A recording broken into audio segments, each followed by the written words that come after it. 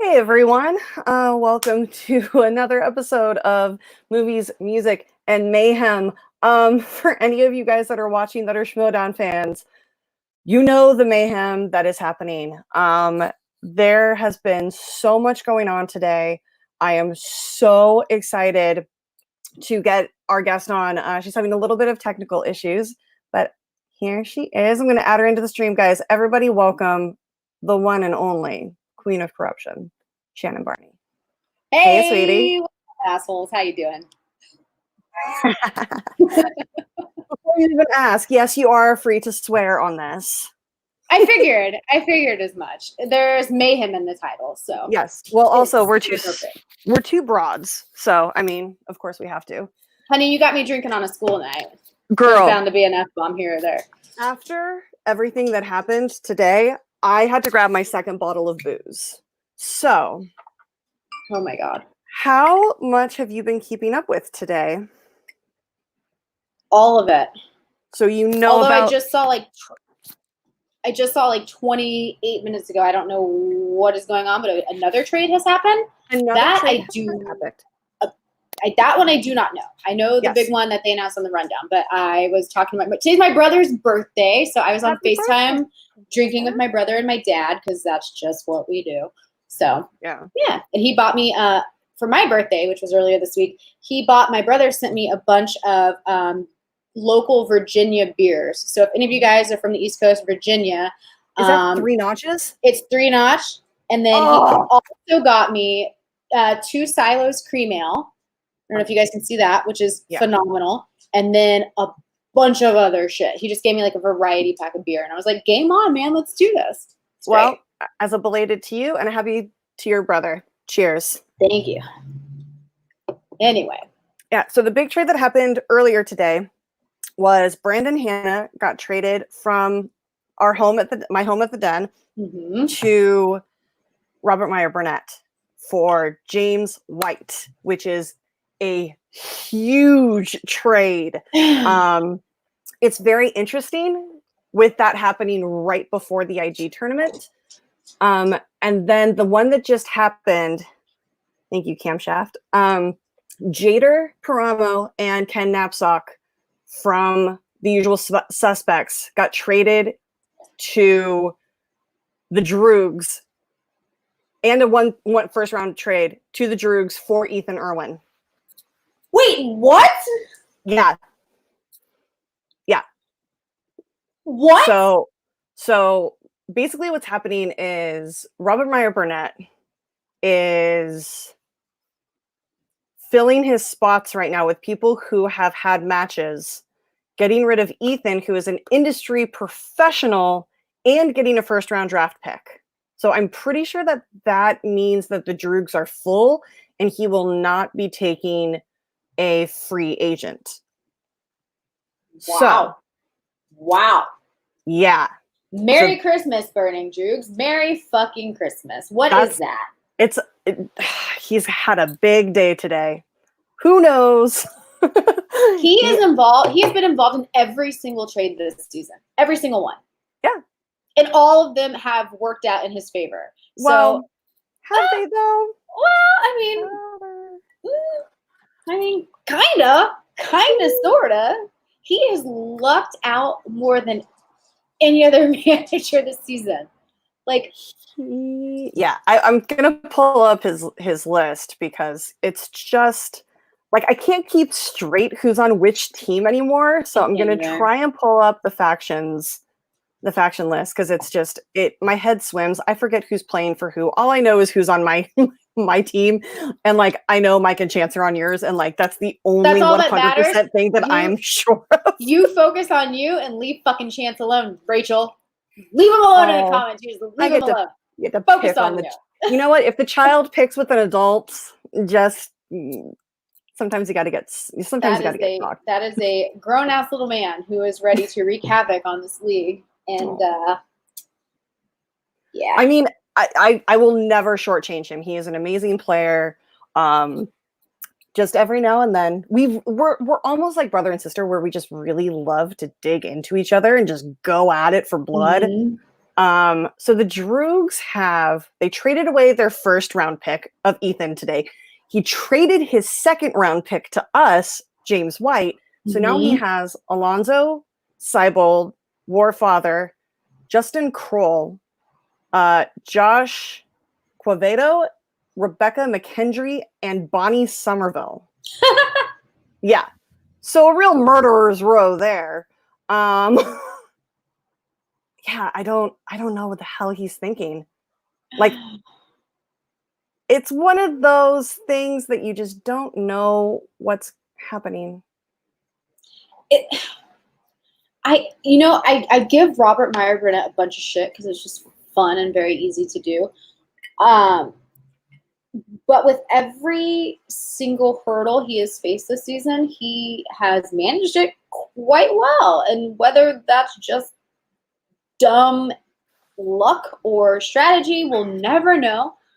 But I'm not going to discount anyone, and that includes Robert Meyer Burnett. I don't think I'm going to give him shit forever because he's just so fun to pick on. But I don't know. I'm baffled. It's kind of a 50-50 toss-up whether he knows exactly what he's doing and managing his team to the best way possible, or if he's picking people who can self-manage and do that incredibly well. Possibly. But wouldn't Ethan Irwin be a prime example of someone who can self-manage very well and doesn't really need? I don't know. I mean, Ethan is one of the top tier players that I have a firm belief that should the wheels spin in my favor, I could TKO Ethan Irwin. Wow. Okay. Mainly because our knowledge is so complementary. Like, if Ethan and I were a team, we would just destroy everyone. Because our knowledge fills in the other's gaps so perfectly that I think that would be an amazing thing. And it also leads to a very large Achilles heel for him as a player because he's so busy. He's not studying. He's not watching old matches. He's not, looking up IMDb facts. He doesn't have a binder or spreadsheets he just knows what he knows, which is granted a lot. Terrifying. Yeah, it's horrifying. Absolutely terrifying. It's just not okay. So Robert Meyer Burnett picked up Knapsack and Jader. And Brandon today. Is he doing that because he didn't have strong candidates for either of the tournaments, and he's hoping to pick up quick points in both the Star Wars tournament and IG with Knapsack, and he took Jader because he had to get to, because you know what I mean? If Ethan Irwin's his number one pick, then he can't just trade a one-on-one. There's no one he'd get for that. I mean, Jader's a solid choice too. Like, he's absolutely a good player. Like, he won the team match, or he won the fan match in Orlando. He came out and beat Brittany, who that was a great match. Oh, that was so fun. But yeah, this does fill up the Burning Droogs list.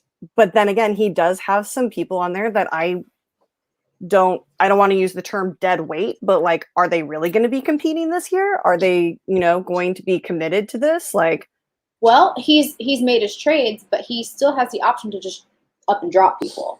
Well, that's what I'm saying. Like, he has like 23 hours to drop players and then still pick up free agents. So this could just be like, I know it's like, I think he's setting himself up for a successful tournament because he has suddenly found himself at not the disadvantage points wise. He's doing a lot better than everyone expected him to. So I think maybe he's making these very knee-jerk trades so that when the tournaments roll around, he has better contenders and he can rack up more points and close those gaps a little bit more. Long term, for the rest of the season, I don't know, but we'll see. I do love this point from Camshaft. She says, I have jokingly made the point that Robert Meyer Burnett just wanted to trade this season. That's his whole shtick. That's just what he does. He just trades everybody. I mean, it keeps him in the conversation. Yeah. It's definitely a strategy. I mean, you have utilized that strategy with Bonnie, and you traded away Claudia, didn't you? Mm-hmm. Yeah. And that played off well for you. Yep. I mean, and Claudia lost, but by no means is she someone to sleep on. I mean, Oh, no. And I don't know, like, if she's going to get another match because she lost, but I mean, I will fight tooth and nail to get her another match, or at least get her on a team and have everyone see her again. Because that was just a weird fluke where she just picked the wrong 3 numbers. And in any other situation, I think she would have won against him. So I saw a couple comments that were like, oh God, I hope Claudia is safe. And I'm like, she ain't going anywhere. I'm not getting rid of that. Are you kidding me? She's got way too many like little niche categories in her back pocket. And I'm like, I'm not. Nope. That's for me. My ears perked up hard in the studio when I found out that she put on musicals. I was like, I'm sorry, what? Yeah, this is interesting. Well, it's great because it's a category that the people who are good in it are really good in it, but by and large, barely anyone can compete in it. So it's nice to, I mean, obviously that's luck. You got to spin it. You got to have it on there. But to have that go your way, man, and not necessarily, I agree, Manny, she should have won. And like a slice doesn't have to pay off by having you spin it. It can for sure pay off by having somebody else spin it, as we saw with my match against the Butcher Boys, and they spun Kevin Smith and went multiple choice, and we stole a bunch of points. And you know, that's absolutely. Sometimes you just have to put the scariest slices on that you're kind of good at to scare the bejesus out of your opponents. Yeah. Yep. That's a whole strategy in itself. And sometimes it pays off and sometimes it bites you in the ass. But yes, I mean, that musicals thing was just, and I was looking at it later and I was like, should we have just like maybe played a little more cool? Because right off the gate we were like, yes, take it, woo! And I was like, maybe we should have just been like, let's see how this goes. Just no chill whatsoever. I was like, oh, I want that. Yeah. Yes, camshaft musicals is a great slice. Like as soon as I saw that, because like I know there's so few girls or females in the league that are competing that it's a very interesting thing to be paired up with another female, because they don't want it to be like, well, you're knocking off another female. We want as many to be able to compete. But like as soon as I saw that she did that, I was like, I want a slice of Claudia. Like that would be amazing. Or Brittany Young. Oh, like, yeah. Brittany's a girl who loves her Disney. Claudia's a girl who loves her musicals. I'm like, let's do this. It could be fun. And not just because I want a match because I'm hungry. You already had a match and you won. Relax. Settle down. You've got more down the pipeline. You're fine. One more, and it premieres next Friday, guys. Next Friday, May 15th. It's May, not March. Oh God. What is time? I don't know. I just keep drinking. Me too. But only on the weekends.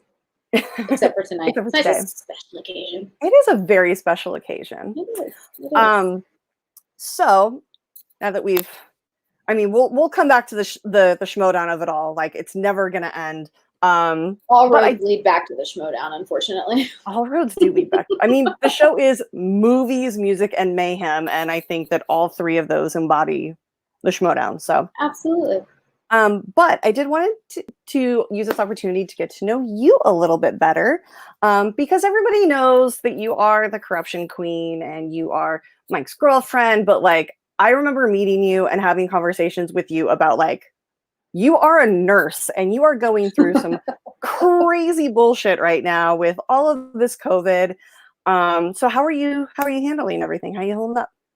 I'm actively working on accepting praise because I tend to deflect any sort of compliment very aggressively and very quickly, because no one in my life will be harder on me than I am. And yes, I'm a nurse and I should take a lot of pride in that. But in the realm and the spectrum of nursing, I'm on the lower end. I'm a licensed vocational nurse. I'm not an RN. So I don't have a BSN or a master's in nursing. I'm an LVN, licensed practical, licensed vocational. So we are on the lower end of what we're allowed to do in the nursing field. And we are very limited into what fields we can specialize in. So I come from I've never worked in a hospital. So when everyone's like, oh my God, you're on the front lines. I'm like, no, I'm not. I'm not. It's just a fact that I'm not. So I'm very quick to be like, boom, deflection. I don't want to take that thing. So I don't want to be called a hero. I don't want to be called any of those things because my background is in assisted living. So like my first nursing jobs were working in assisted living and memory care units. So I dealt with patients that had Alzheimer's and dementia, and that was kind of my specialty. And then I stopped working in nursing altogether for a while because I was lucky to not have to have a job. I was just kind of living life. So I didn't have to work, and I was afforded a situation in my life where I was cool to just kind of hang out. So I did other stuff. And then I got back into nursing, and I decided to get into public health, addiction and recovery, whatever. So now I work in a methadone clinic. So I'm not in a hospital. I'm still exposed to people directly. So I will say that, like, yes, I'm technically at a high risk because I deal with a lot of the homeless population. I deal with a lot of people who are working and who are not. So I'm still dealing with the general public. I'm still in a setting where I have to be face-to-face with people every single day. But it's not an ER setting where people are coming in testing for COVID or coming in with the symptoms. And I'm not wearing like a hazmat suit. I'm not all decked out. I've got my mask. I've got a door that kind of separates me from my patients. And all I do is I give them methadone doses every day. And so it's hard for me to take credit for being a hero when I have many, many RN friends who work at Cedars-Sinai, who work in Texas. I have friends in Texas who have volunteered to fly to New York and work in their ERs, which is the epicenter of everything. So for me, it's very hard to take that credit and be like, oh yes, thank you, I'm on the front lines, because I'm not. I'm doing my part. You may not be on the front lines for COVID, but you are on the front lines. You know, methadone clinics are really, like, if you had said that you worked at a methadone clinic in like the early 90s, people would be like, oh my God, like you're an angel. Like, because that was the big deal back then. Like everybody was getting off of all those crazy drugs from the 90s. Yeah. But, and to be fair, like I could go work. Well, a lot of hospitals are phasing out LVNs too. Thanks. Thank you. I lost my train of thought. Shit. What was I saying? You're talking about nurses on other front lines. Well, and your friends in Texas that were going to New York. For LVNs particularly, a lot of hospitals phase them out because, like most jobs and most specialties, they want you to have all of the experience and all of the credentials, and where do you get it? You know what I mean? So a lot of hospitals are phasing out LVNs because they want RNs. They want people with bachelor's degrees. They want masters. They want nurse practitioners and physician's assistants. So LVNs' scope of practice within a hospital is getting more and more minimal. So some hospitals won't even hire LVNs. Some do, but they restrict them to I could be like a telemetry nurse, dealing with the heart, things like that, and reading EKGs all day, which I don't want to do. But it's like I could go and do that, but the only reason I do what I do is because I'm an actor on the side, and that's kind of what I'm here in LA for. Don't ask me where you can see me. It has not been great for me. I did one thing on like Comedy Central a long time ago that some random creepo will pop in my DMs and be like, "You're the girl from Nathan For You. Oh my God, I tried to find you." And I'm like, it's weird. It's weird. Don't do that. I hate to say it, but as soon as one of the boys found the link, we watched it, and I was like, "Oh my God, this is Did you watch it? Of course we did. It's like watching video of yourself the next morning after a drunken, like, oh shit, I did, like, you, like, of course we've seen it, like, but it's just one of those things where, like, you were young, it happened. I'm not ashamed of it by any means. Guys. By the way, I'm very glad that it did it because it was a great day, and it also got me into the union. That was my Taft-Hartley into SAG-AFTRA. So I have no regrets about being on that show and being a boob pawn or whatever the fuck you would call it. I'm fine. I'm fine with the exploitation. I'll take it. That sounds really bad. Girls, don't do what you feel comfortable with and what you are okay with. Never do anything you don't want to do. Listen, spoiler alert, Shannon has big boobs. Whew. What? Watch out, world. Who No. would have guessed it? What a surprise. Yeah, I don't care. I don't see anything below your collarbone, so. I cover them very well. Yeah. Very, very well. As a girl who has them as well, sometimes they come out and say hello sometimes. You can't help it. Sometimes they have a mind of their own. Sometimes you have to put them on lockdown, and that's what I do most of the time. It's fine. And when they want to come out and say hello, then fucking so be it. Whatever. I don't care. But anyway, so yeah, I'm not actively. I have not been cast in anything great. I am failing as an actor. So I keep this job because it allows me. They're very flexible in my schedule. I'm off. I wake up very early to go to work, but I'm also off very early. And if I say, hey guys, I have an audition in 2 hours, I just got it today, I need to leave, then they'll say, okay, bye, we'll see you, or come back tomorrow. So the flexibility. If I were in a hospital, I couldn't say, all right, nurses, I have an audition, I gotta go. I might be back today, I might not. They'd be like, cool, you can find a new fucking job. You know what I mean? So I stay there because it's flexible. Every time I ask them to pay me more, they do. I work really hard for them. They work really hard for me. So blah, blah, blah, blah, blah. That's just, yeah. So I'm not your hero. Sorry. I mean, I will say this, that in the grand scheme of things, it may not feel like it, but a watch will stop working without even the smallest cog. So shut up. Okay. It's your show. Just say thank you, God damn it. I'm trying. It's hard. I can't. Say it. So much. Mama needs another beer. Here we go. All right. I support you wholeheartedly. It's time for the cream ale. Ooh. Get on my level, Silvestrini. Let's do this. Girl, I am drinking, what am I drinking? I am drinking Wild Turkey Rare Breed Barrel Proof Straight. Look at that. This was a birthday. That's right. Yeah, you're pretty hardcore. This was a birthday gift from Alex Marzonia. It was really sweet. It was like 3 weeks ago. And at midnight, I went to the kitchen. I didn't even realize it was midnight. And like the boys walked to their bedrooms. Yeah. Thrawn asked what cream ale. Oh. My brother gifted it to me. It is 2 Silos cream ale. It is a brewery based out of Virginia. Delicious. And Lucas is joining us and has the Jameson going. Of course. Cheers, Lucas. Lucas is one of my, he's my only drinking buddy patron. I have different levels, and one of them is $25 a month. You get to be my drinking buddy, and you sponsor a bottle that we'll be sharing online with, you know, it'll be like a drink that happens specifically with my guest. Today got a little out of hand. But I feel like you drinking your Sentin beer and me drinking bourbon is perfect. So, Lucas, I will be contacting you about next week. I have to burp so bad it's going to get stuck. Sorry.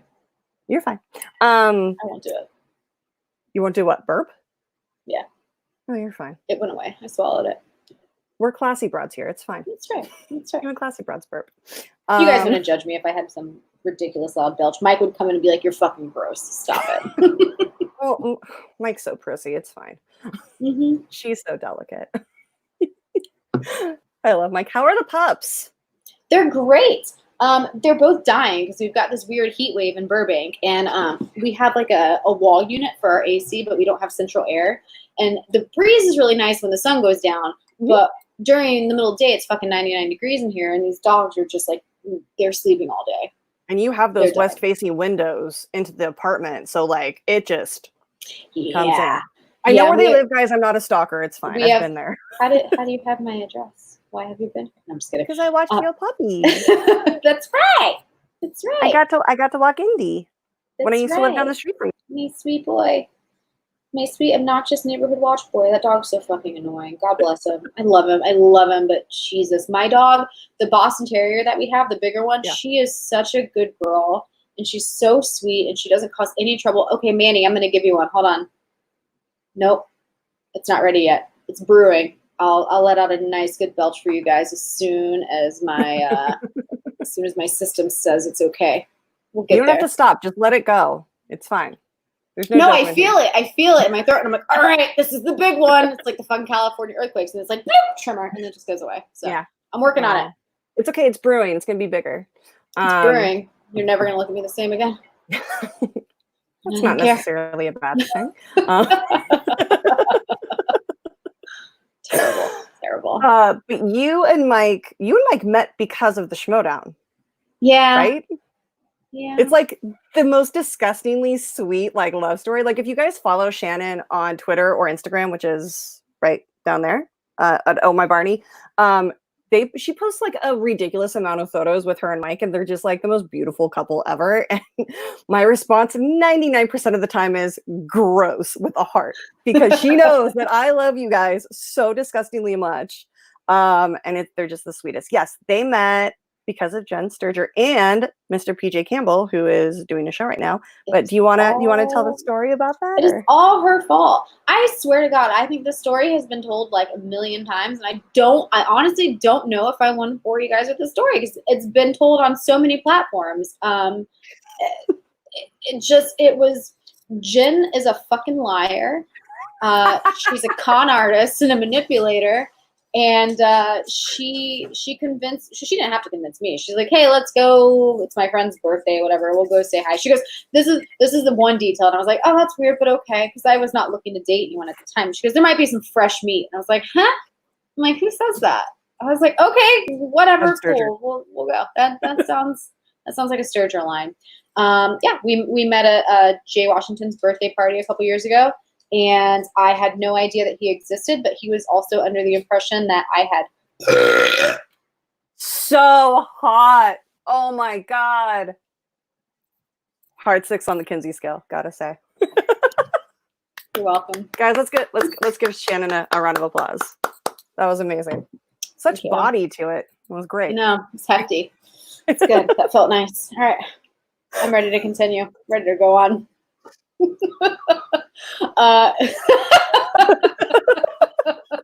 All of these. I feel like the genie being let out of his fucking bottle right now. I feel so good. Yeah. I feel like 10 pounds lighter. It's amazing. It's amazing. God damn it. I knew you were the right person to have on tonight. I knew it. I just fucking knew it. Mike, you guys just see Mike. Come here, Mike. Mike, come here. Come here. He's standing at the doorway like, come here. He won't show his face. He's outside. Michael Leslie He's outside on the curb. He's outside on the curb reading, and he came in and he's like, babe.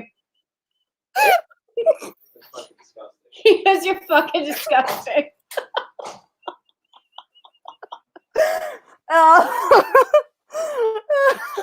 Oh shit! So happy.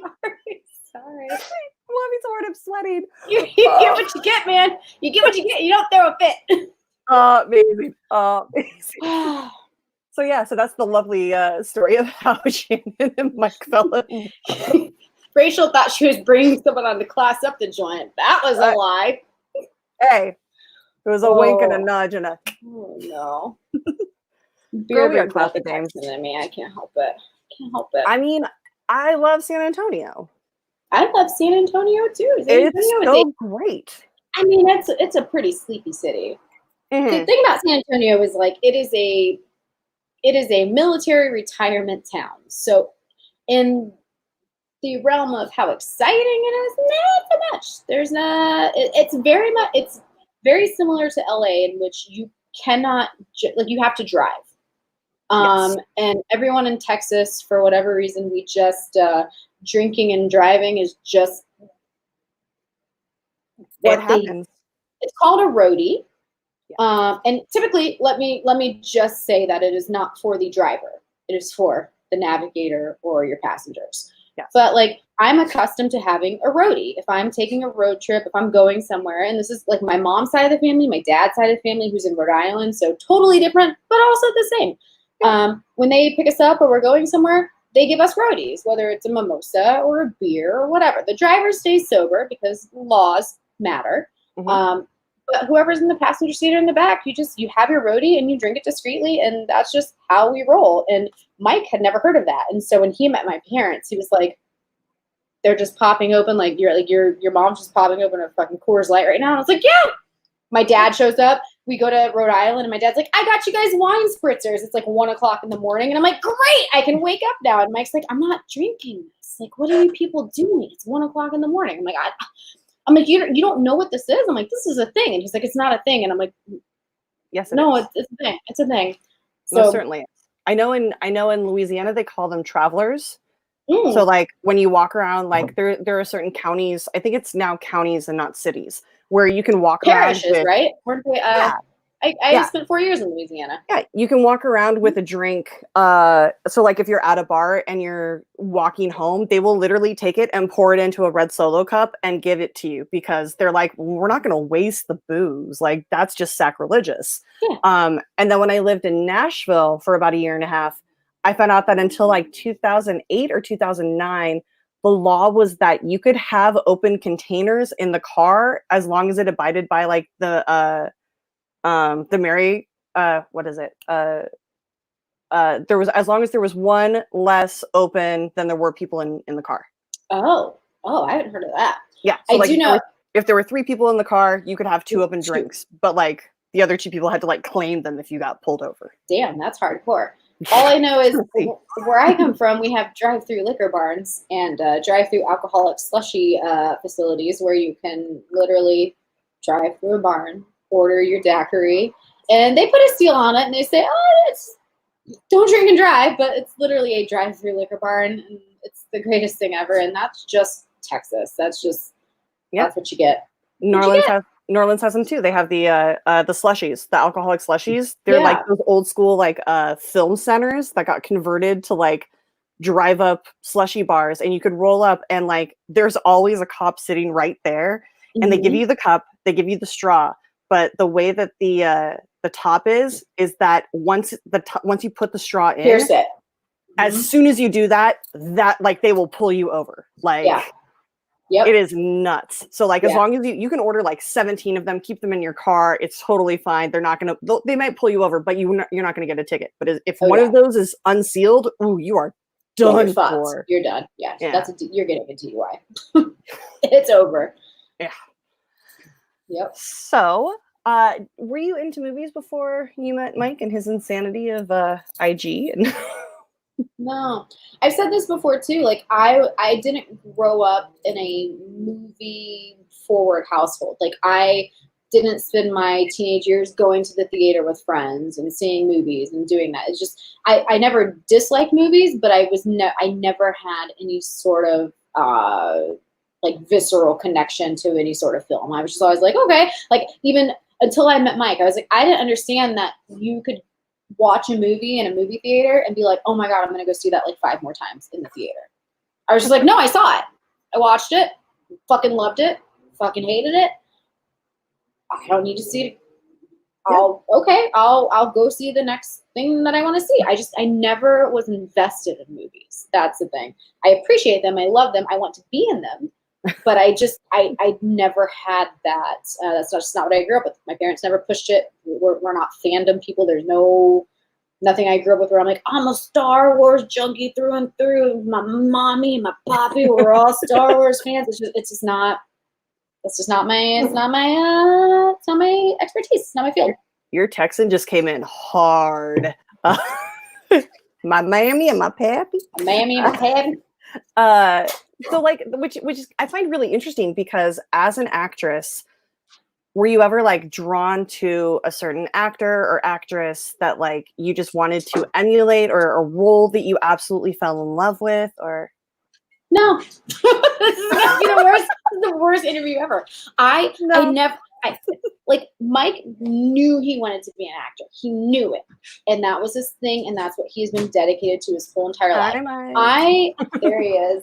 I am a jack of all trades, master of none. I've always been artistic in some sort of way. Like I grew up, my first love was choir. So like I was always in choir up until high school. And then I was like, I went to a different high school than all the people that I went to middle school with. So it's like, I'm not going to know anyone when I go to this new high school. So I'm going to join the pep squad. And that's how I'm going to get my base of friends and get to know people. And there were a few other people from my middle school that were feeding into this new high school with me. So I was like, okay, we'll be okay. And once I started dance, I was like, oh, this is my shit. Like, this is my jam. So I stayed, I did choir and dance my freshman year of high school. And then I dropped choir. I went on through dance, and it was the only thing I did in high school. My senior year, I tried to do both. And then I was like, fuck choir. I'm done with this crazy bitch who was my teacher. And I was like, I'm done. Because she tried to make me pick between the two. I still talk about high school, and it's been way too many years, and I should, whatever.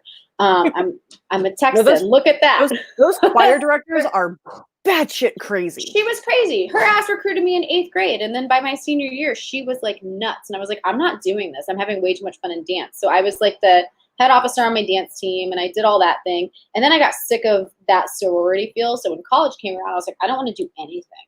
I don't want to deal with any of these bitches. I don't want to go to school with anyone who I went to school with. I don't want to associate with anyone that I knew. So I flipped a switch and I did something different.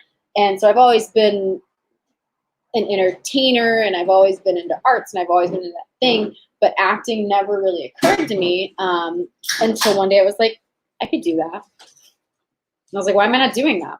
I'm like, I could totally do this person's job. I can be on the show. I can do that. And I had someone in my life at the time who was encouraging me to do so. So I was like, all right, cool. And I jumped on board and I went all in and was like, let me see how this goes. And it felt good and I really liked it. And I was like, this is what I want to do. This is what I want to do. But by no means am I a historian on film, television, entertainment, actors, actresses. I love it. I want to do it. The nursing holds me over. I love nursing too. So I'm fine. Either if I never make it in acting, I'll never have that like, oh, I regret this, because I love what I do. Yeah. But you also I'm not, tried to go after it too, which is like a huge proponent to like get rid of that regret. Like, yeah. And I'm not ready to stop trying. Yeah. Yeah. And when I in my head, I'm like, okay, this is done for me. I don't want to do this anymore. Then I'll stop doing it. But for now, every opportunity I get is just an opportunity, and I take it and I'm excited about it. So once that excitement leaves, then I won't do it anymore. But right now I'm not ready to quit. So were you into music growing up because you were a singer? Like, was that like, did you go to concerts a lot? Like, what kind of bands did you love? Music is probably my baseline, way more than movies, television, anything. Music is what speaks to me most. I'm one of those girls who's like, the beat matters, the lyrics matter, everything matters. And I will listen to songs based on my mood. What is this? Kevin Smets is giving us love. He says, "You're the most brilliant, talented women I know are on the screen right now. Stop it. What do you want?" Thank you. Love you. Yeah, music is my go-to. It's really funny because Mike is obviously a movie person through and through. So when he's cleaning the house and he's cooking and he's doing things, he just likes to have a movie on in the background. Whereas I am like, fuck that. Put a record on back there. Mm-hmm. Which way is my hand going? Directions. Put a record on, put on my Pandora or whatever, and like blast my music, and that's what gets me through everything. Like, what kind of music do you put on for, like, do you have different music for cleaning and cooking? Because like everything in my life has a soundtrack. Mm-hmm. So like the boys have witnessed my frustration. I will literally come out and be like, I don't know what to listen to. This is my mood. Tell me what band to listen to. And I have like my albums stacked up and, you know, a million things to reach on. So like if you're cooking dinner, what's like your go-to like soundtrack, lit, like playlist, artist, whatever? Motown. Yes. I will go to Motown Sounds, and I still use Pandora, and I don't pay for it, so I'm still like hitting ads every 10 minutes because I'm fucking cheap. And I've heard Spotify is great, but I like my Pandora playlist, and I guess I'm old school. I don't know, but I will turn on my Motown Sounds when I'm cooking, and sometimes I will turn on my classic rock station for that. But usually, if I'm cooking, it's Motown. Have you been to Detroit to go on the tour? No. Oh my God, it's so great. So like Detroit is up and coming. If anybody has like heard the things about Detroit, they are true. It is a very sad town. However, oh no, say it again. You froze. Oh no, did I freeze? Am I back for you? Yeah, I got you. You're here. Detroit can be a very sad place to visit, but it also is like up and coming. You can get a really great house in a really weird neighborhood and fix it up. And by the time you're done fixing up the house, like the neighborhood is all fixed up as well. Like it's amazing. There are like these pockets. Greektown is fantastic, but it does it is basically where Motown like kind of started, was in Detroit. And there's a record label that I can't recall the name of right now, but it is like, you can go on the house tour. Like it's literally a converted house into a record studio and like go on the tour, and like you can go to Memphis and go to Sun Records and like stand in the same booth that Elvis Presley recorded songs in, and it's just like cool.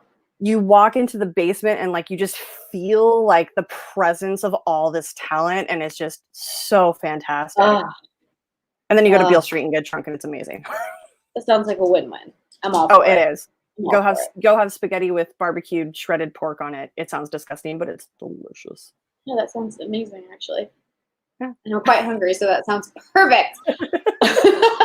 Well, if you want to eat, feel free. Like, it's fine. You know what? I was so proud of myself because it's been a month now, or a month tomorrow, since I've ordered ramen from Jinya, which is like walking distance from my house. Yeah. And I was like, you know what? I'm gonna fucking reward myself and getting ramen. I'm like, would it be really unprofessional to eat ramen like while I'm on this podcast? But I didn't order it yet, so I was going to order it right now and have it delivered by the end of it. It's totally fine. No, it's okay.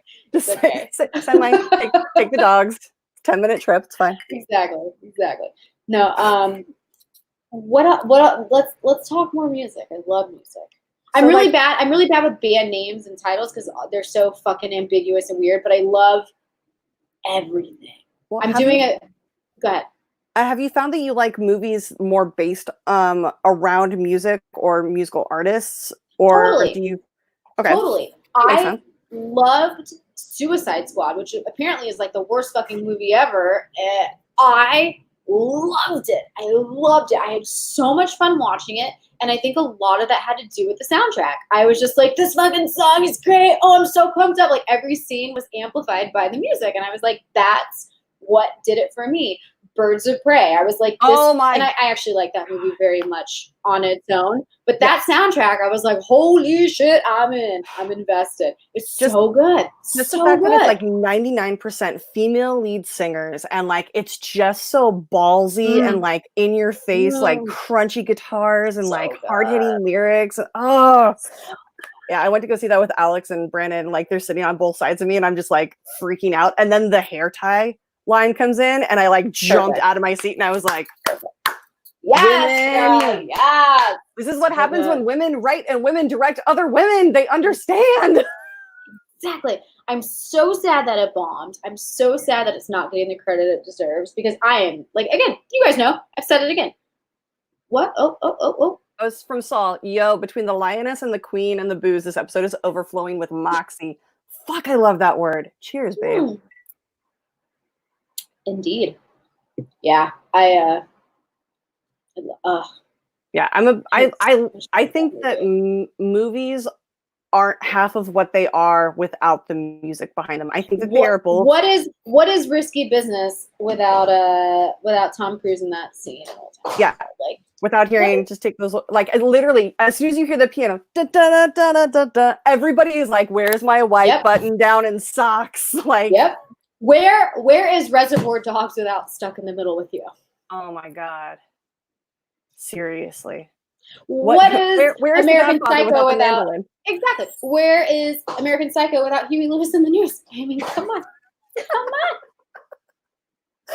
I love that movie. Just because I love Jared Leto getting killed, it makes me so happy. I just love that movie. The only thing I don't like about that movie is like the cat in the ATM scene. That part can go off. But everything else in that movie, I'm like, yep, this is degenerate enough for my brain. I love it. Yes, Kevin. And also, what is Top Gun without what's Kevin Smith? What is the song that plays while they play volleyball? Oh, I don't know. Because I'm blanking. Come on, chat. It's so iconic. Oh yeah. What is Rocky without Eye of the Tiger? Exactly. What are some other films that you guys in the chat think are like, what is this movie without this fucking iconic soundtrack, without this iconic song? Ghost. Without Unchained Melody. Yeah. What is 100%. Ghost without Unchained Melody? I will say this about Eye of the Tiger. I'm a huge fan of the TV show Supernatural, and there is a cutscene from one of their episodes. It's called Yellow Fever, where Jensen Ackles does he pantomimes singing Eye of the Tiger on top of Baby, their Impala, and it is.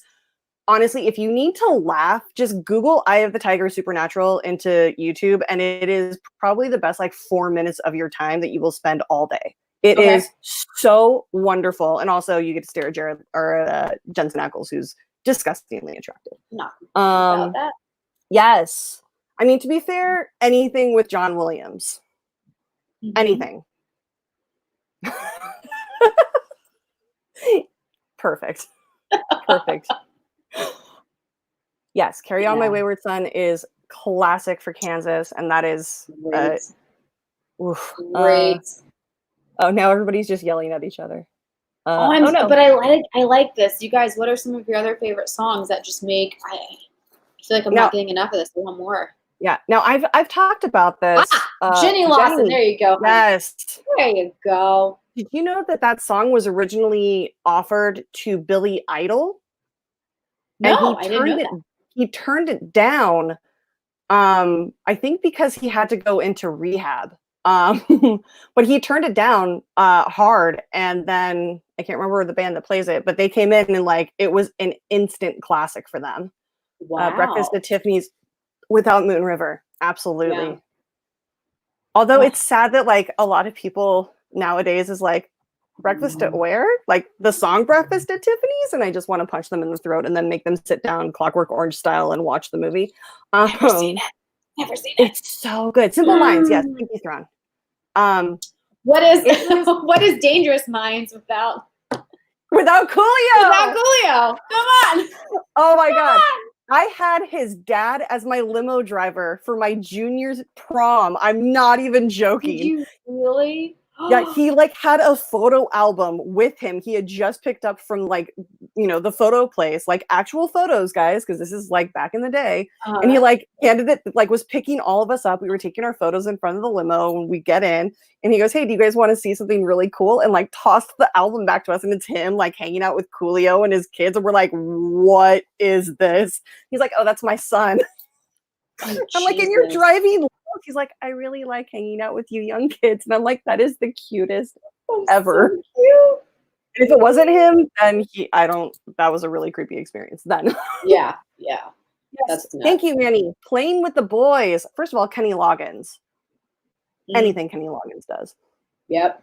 But I also Can I say that? Yeah. Sorry. Can I say that? This is so dumb. One of my favorite soundtracks is the soundtrack from Now and Then. Of course it is, because it's so good. It's so sweet, and I can't even. So guys, that's my movie prowess for you. Now and Then is like at the top of my list. I fucking love that movie. Christina Ricci in the early and mid 90s was like my personal hero. And then because she got to kiss Devon Sawa like throughout the entire 90s, and I was very jealous. And Roberta was basically me, so yes. I am Roberta, and Roberta is me. Yeah. I love everything about that movie, and I love every single song in that soundtrack. I'm obsessed. It's so good. Yeah. I've said this on this podcast before, but Almost Famous is one of my favorite all-time movies. And yes, Eric, thank you for bringing this up. First of all, the entire soundtrack of Almost Famous, including the original songs written for the movie, for the band, are amazing. And I love just that whole era of like 60s and 70s like rock music. It just makes me so happy. Oh yes, Living in Stereo from Fast Times at Ridgemont High. Yeah. Yep. Oh, they're so good. They're so many. What is Grind Without Boom? Oh, Thrawn, you sweet Thrawn, man. I feel like I should get that, and that went over my head. So the movie Grind is, I had my friend Jason DeVore on last week, who is the singer of a band called Authority Zero. Sorry, my brain just went, nope. And he has a song in the movie Grind, and it is one of like the best early 2000s punk rock soundtracks. It's about these four guys from outside of Chicago who want to be professional skaters and like follow a skate demo across the country one summer. And it's very like punk rock, Warped Tour-esque. It's got all the bands. Tour. It's so, God, I miss that. This is my phone. Did you go to Warped Tour back in the day? 1 year I did. 1 year I did. In high school, I went through a very like emo punk rock phase, and I got into Warped Tour as like Andrew WK, right? I always miss fucking pronounces. I'm like, which two letters is he? Yeah, I saw him. And I don't even know who else was headlining with him, but like I was so I loved like Yellow Card and The Used, and like The Used is one of my favorites. I'm still like obsessed with Incubus, and I'm like, they died out like how many years ago, and they're still trying to make new music, and I'm like, I'm still obsessed with them, and just there was a phase there. What year did you go? I graduated in 2005. So you went in 2005, 2006, somewhere in there? Well, when I was in high school. Yeah, like when I went to Warped Tour. When you went to Warped Tour. When I went to Warped Tour, I think it was I in high school by then? It may have been like between 2001 and 2003, probably. Okay, so you went when like Andrew WK was on like the side stage. Was he on? Yeah, maybe. Yeah, he didn't get big until like 2003, and then I don't think he headlined until 2004. I could be wrong, but then again, like the years slip away. I don't know. I don't know if he was a headliner or not, but he was definitely there, and he was a big draw at that point in time. And I had not heard of him then. All I just remember is like white T-shirt or some shit. Party all the time. Cool. Yeah, white T-shirt, white jeans. I don't know how he did it because we traveled so much and it was so dusty and disgusting. I just thought it would have been really funny if you had been there one of the years. Had their resurgence, which was I mean, super fun. Came back. They came back. I was very much into them. Yeah. I mean, those are all of my favorite bands. For whatever reason, the Used just sticks out to me. I don't know why that one was my favorite. Because Burt McCracken is an angel on earth. I love Burt McCracken. That song, I forget the album with the little heartstring on it. I forget what the title of the album is, but that song, Lunacy Fringe, I was like, I played that song over and over and over again. Yep. Yeah, they're so great. I went and saw them. So I obviously own all their stuff because I am a completist. When I when I start to love something, I love it wholeheartedly. And I'm in it to win it. Like, I don't care.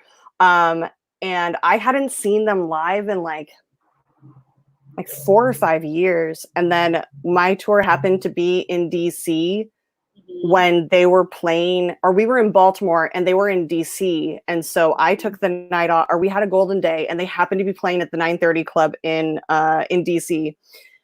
And my friend and I took a road trip down to Baltimore and we went and saw them. And she and another friend of ours were like, we're just going to go down in the pit. And I'm like, that's okay. I got like balcony seating. It's like they had like an upper tier bar in the back, and I like I've got a seat at the rail, and I'm like, I'm just gonna sit here and cry, and then just like wept through the entire show because their music meant so much more to me older, and like the songs meant different. They're so good, guys. If they go back on a reunion tour after this, please go see them. You will not regret it. Alex Shashek, yes, Empire Records has one of the best soundtracks of all time. Like, first of all, it also has Ethan Embry, who was king of the late 90s. Like, how do you not love Ethan for playing Mark or his role in Can't Hardly Wait? Like, or That Thing You Do. Yeah. Yeah. Just wonderful. And yes, Kevin, we know. Too much, Kevin. Too much. Pipe down. It's too on brand. Settle down, sir. Settle down, sir. Oh my gosh. I saw Blink when they were Blink. Before they added, how do you say the band Blink? Me? Yeah, how do you pronounce the number? I don't want to play this game because I know the right answer, but I don't remember it, and I don't want to play this game. How did you say it growing up? Because that is like, I love hearing the different ways that it gets pronounced. Like asking somebody to pronounce ketchup or butterscotch or something. Huh? That's weird. Yeah, people pronounce it weird. But I would just say Blink-182, and I know that's not it. No, that isn't. That's the official answer. People say 182 or 18-2, and I was like, as soon as I heard that one, I was like, well, you're on crack. Really? I've never heard anyone pronounce it that way. That's a thing where people would... Oh. Yes. Dan Nye, you beautiful, beautiful human being. Yes, it is in Love and Death. That was the Used album with the heart. That's right. Yep. Thank you. It also had amazing music videos attached to it. Like, do you remember how artistic and stylized those were? Oh yeah. They were just pieces of art. Yep. I saw the Used of My Chemical Romance headline the very first Taste of Chaos tour where Bert and Gerard made out on stage. They did that a lot. Oh. They were and are very sexually fluid and free and wonderful, and I adore those boys for that. Good on them, man. Good on them. Yeah, I mean, 182 is the MTV version. Yeah, 188. Well, I mean, yeah, it still is. I don't know. Don't get technical. I just fucking like it. Sean, you're dead 182. I do remember the summer, I think it was 2008, that Angels and Airwaves was headlining Warped Tour. And somehow I because at that time I was a massage therapist in reverse daycare on the tour, and I was walking backstage through the buses to get to my bus, and I got stopped by Tom DeLonge, and he was like, "Hey, you're the massage girl, right?" And I was like, "Yes." Yes. He goes, "Do you like kids?" And I was like, "You have a wife, sir." And he was like, You're no. Like, look, I'm not looking to get pregnant here. Just relax. It's not no, babies. No. Not that kind of massage. No, baby. Kind of massage. No, unless you have $10,000 on sequential bills, in which case we'll talk. That's everyone apparently has my a number. price. It's fine. Girl, I mean, this is also the early 2000s. It still meant a lot more. Anything. Yeah, but he ended up asking because apparently his wife and his kids were out, and he asked if I would watch his kids that night so that he and his wife could go to the barbecue. And so I ended up on Tom's bus watching his kids, like babysitting his kids and like watching Disney movies one night so he and his wife could go off and get sloshed and like have a good night. And he paid me like $300 and like I was like, all right, that was like 2.5 hours of work. Yeah, done. That's money and a story to tell. You won on that one. Yeah, so take it. Weird stories from my life. I never met any musician. I don't think I've met any musician backstage. Hang out with me, baby. I met Skrillex backstage at Warped Tour when he was still Sonny. Yes, thank you. His name is Sonny. It is not Skrillex. Oh, he's so tiny. I think the only kind of music I can't get into, and part of me, if any of you guys are fans of it, is like the whole like EDM thing, and I can't do it. I can't get on board with it.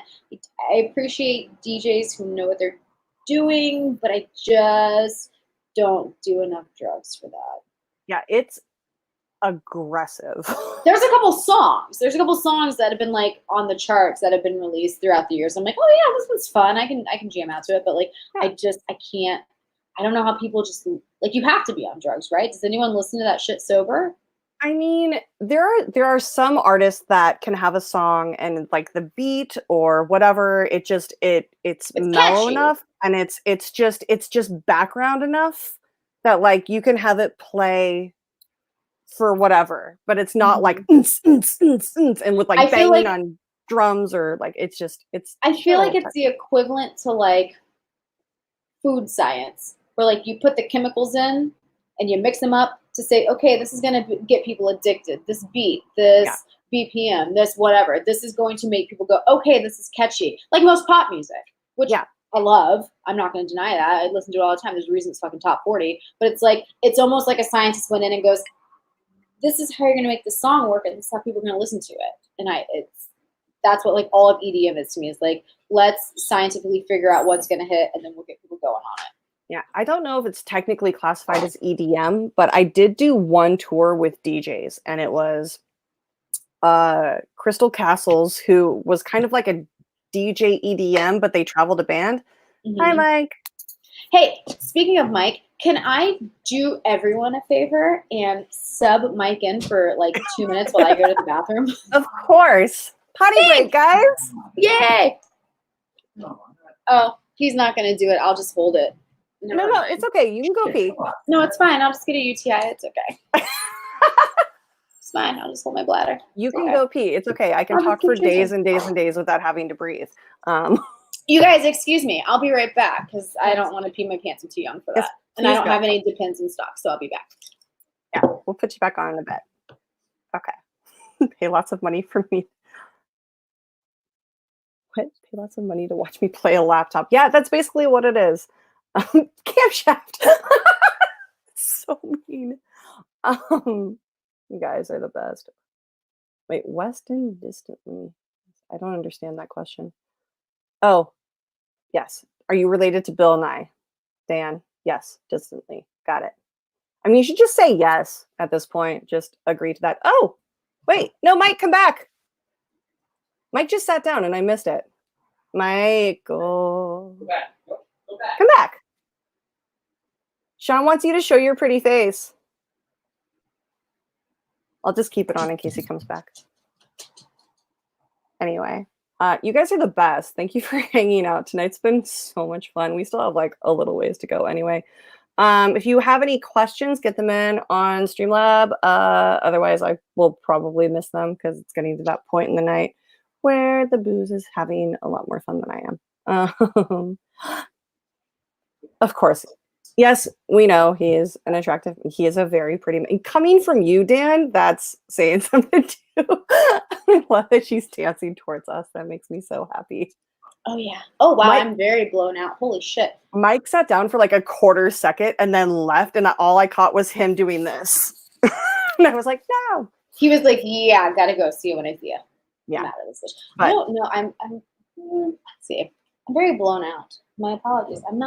I'm white, but I'm not white, but I'm certainly not this white. I don't think that helped my situation. No, it didn't. Now I just look, no, but you can see me better. Now you look a little pale. Fuck. Manny. It's too hot right now in the valley for you guys. Live streaming is not my thing. I don't know if you can tell, but I'm not built for this shit. Oh yes, you are. It's totally fine. Yeah, let's not fake it. It's okay. I'm just trying to. She is not Darina pale. Be nice. I've never met Darina, and I want to meet her so bad because I feel like she's such good people. She is everything you want her to be when you hear the words Latina vampire. 2 words I never thought I wanted to hear more in my life, but it's very sexy. Right. I'm into it. But you hear them and you're like, tell me more. Please, go on. Darina's the best. I actually, when I was this last winter, I went on tour with John Leguizamo, and we had like, it's Johnny, it's fine. Oh, I'm not trying to get him on the show or anything. Tweeted him. But he is like the nicest man ever. But we had a few like hoodies that got damaged or whatever. And so I ended up bringing, traveling a bunch of them back. And like I gave one to Roka and I gave one to her, and she like almost burst into tears. And I was like, it's okay. Aww. Like it's free. Like calm down. That's so sweet. So a Blade spinoff. Darina would be a great lead for that. That would be amazing. That would be hilarious because she's so dark. Like I look at her and I think of Morrissey, but like in a good way. Okay. I know she does like her.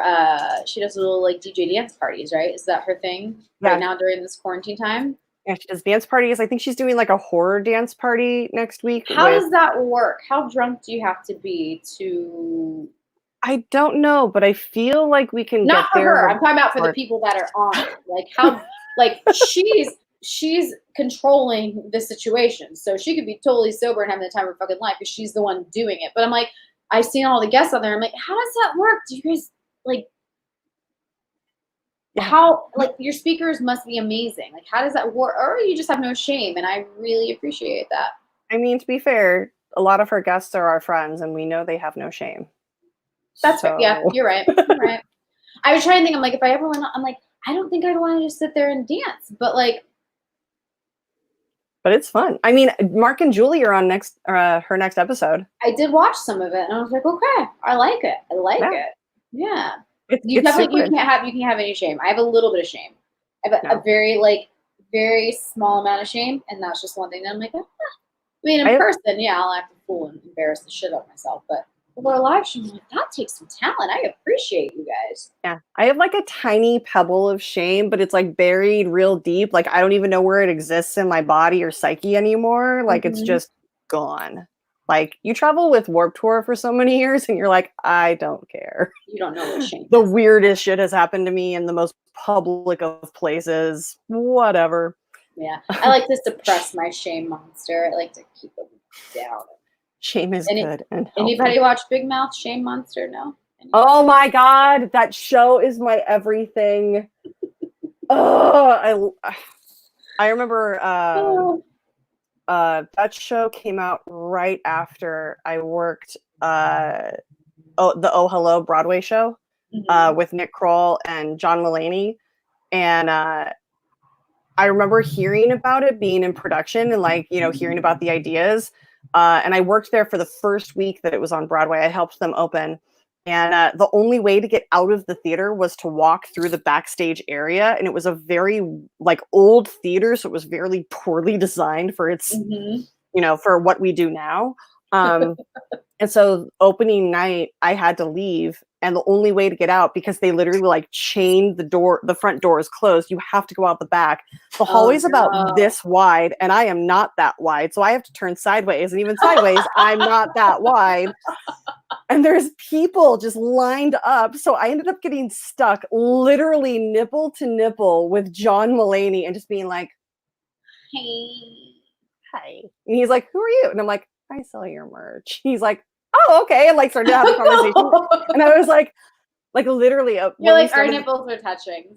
I was like, we literally went. It's a little awkward, but I kind of liked it. Let's shake hands. But yeah.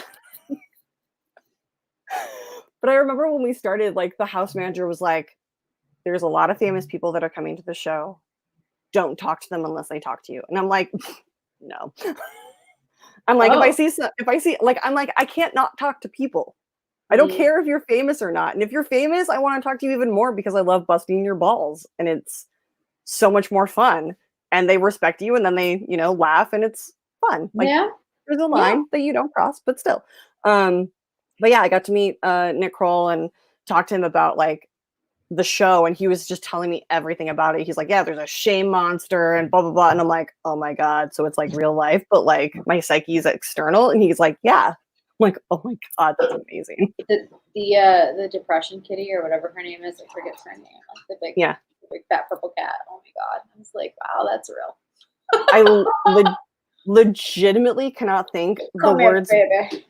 Lay down and snuggle. It's fine. Snuggle. You don't have to go outside. You don't have to brush your hair if you don't want to. Yes. Although to this day, every time I think of a certain pairing of words, all I hear is Maya Rudolph, and that's bubble bath. Oh my God. It's all right, honey. Just go and take a bubble bath. Bubble bath, honey. Get enraged. Feel angry. Let it roll through you.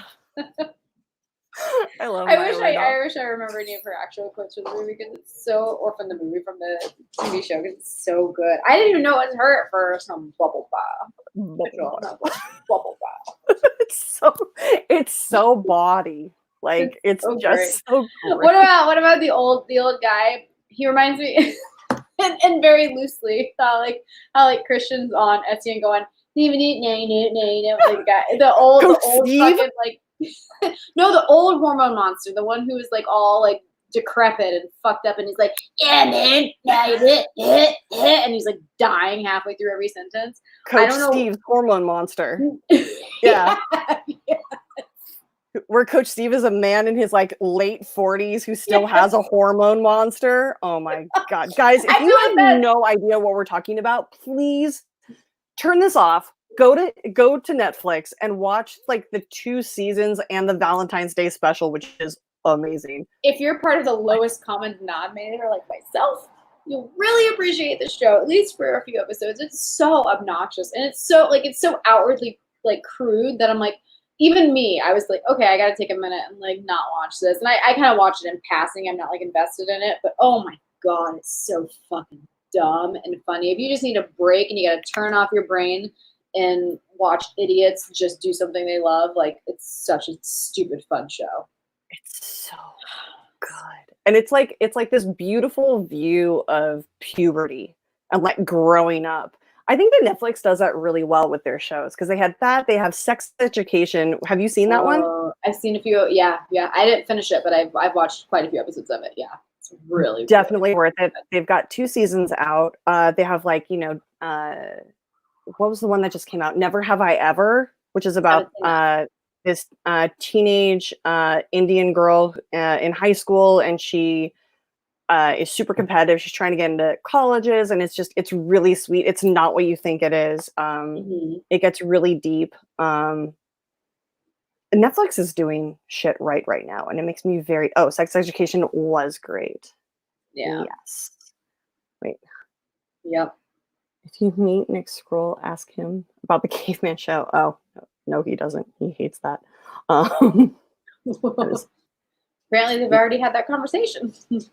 Well, I mean, it's been asked about on previous interviews and stuff, and he's like, "Nope, next." Oh, really? He won't even address it? Yeah, it's just one of those things where it was done in the past. And I mean, if you're going to talk to Nick Kroll about any TV show that's not Big Mouth, you have to go with The League. Have you watched The League? I've not watched it. I highly recommend it, and not just because it's a great show, but because it is very closely related to the Schmodown. Is it really? I mean, it has very similar parallels. Because it's about these 6 guy friends that are all there's 3 of them that are super close. Then there's Andre, who's just kind of this guy that they've been friends with forever, and no one really knows why they're still friends with him because he's just this weird doctor. And then one of their wives, and one of the guys brother-in-laws, and one of the other guy's brothers, and it's just this crazy thing. And they have fantasy football, and it's very much it reminds me a lot of the Schmodown and people's attitudes towards it, and taking this silly little game and taking it so incredibly seriously. And I say that being one of them. Yeah. Yeah, for sure. It's a sickness, and I love it. But The League is really funny. They involve side bets. Yeah. And the loser of the league gets a trophy that's called the Sacco, and it's literally a dried bull testicle hanging in the middle of it. And whoever wins the league gets to tell the Sacco what to do during the off season, and just basically makes them a slave, and makes them do whatever they want. So cleaning out gutters, or standing with a sandwich board sign that says I touch bull butts or something. It doesn't matter what it is, you have to do it. It's just stupid boy fun. Have you seen Vice Principals? Yes. With Walton Goggins and Dean Fred. Oh my god. My god.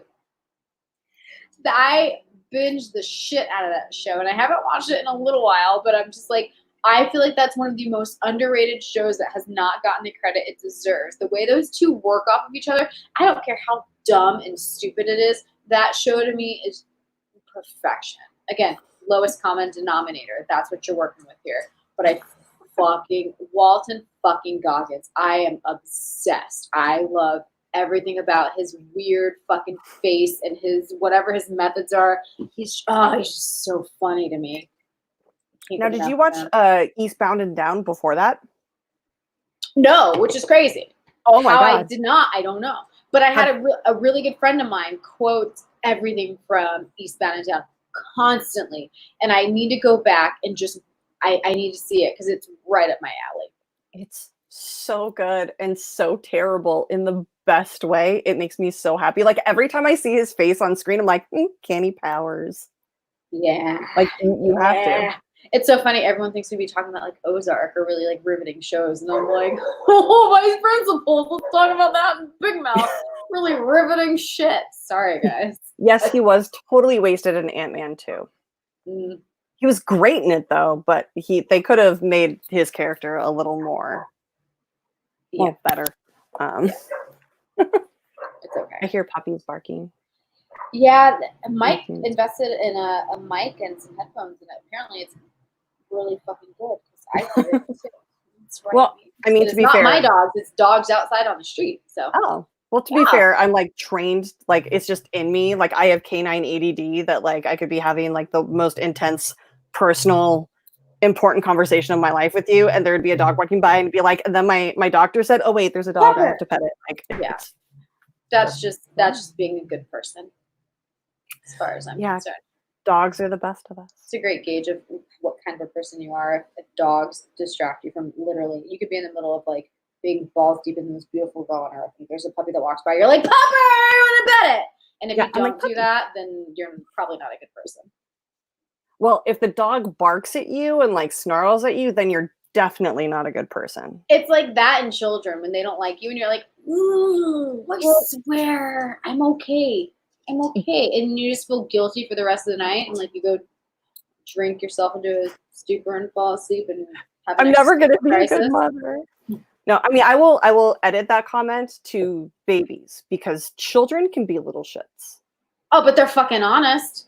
They are, will but sometimes tell you straight up what is going on. But sometimes they're just straight up evil, and I don't condone that. Kids aren't smart enough to be evil. They're only smart enough to tell whatever is on their mind at the time. I have some children to introduce you to then.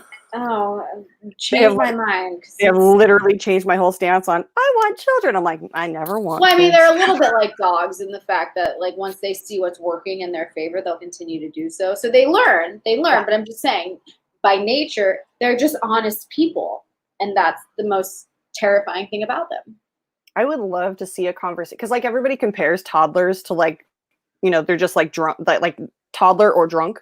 And I would love to see like a conversation between a drunk Makuga and a 3-year-old. I think that would be one of the most adorable and entertaining things of all time. I feel really bad for Josh Makuga in that situation. Why? Because I feel 3-year-olds are amazing. I know, but I feel like the 3-year-old would probably like give him a run for his money and talk him at the table. It's true. Just saying. I don't know. Oh, but we love Makuga. Makuga will put anything in his mouth like a 3-year-old. So I mean, who's to say? That would be a very interesting conversation, to say the least. I mean, cool. I think that he has embraced the mild berry aspect of age at this point, and he's not as wild berries. I don't think so. I mean, overall. I mean, don't get me wrong. I am super stoked for when all of this ends and we get to go to Mark and Julie's wedding, because it'll be the first time I get to witness wedding Josh, and I am so excited. Oh my god, you're gonna get a double dose, because you're gonna get wedding Josh and then you're gonna get wedding Mike. And Mike at weddings, if he decides to drink, is on a whole new level of white boy awesome. It is insane. This is Mark and Julie's wedding. We are all going to be so... Oh, it's going to be a shit show. I can't fucking wait for it. I think we should all just like chip in for an extra like videographer, just to be like, just record. Don't record Mark and Julie. Just record this is all our day too, damn it. But be like, so we want equal footage, and then just like do an extra cut for them, like pull a Snyder cut together for them and be like, this is how much we loved your wedding. Oh my god, pull up Thrawn's comment about Mikey Two Beers. Oh. This is true.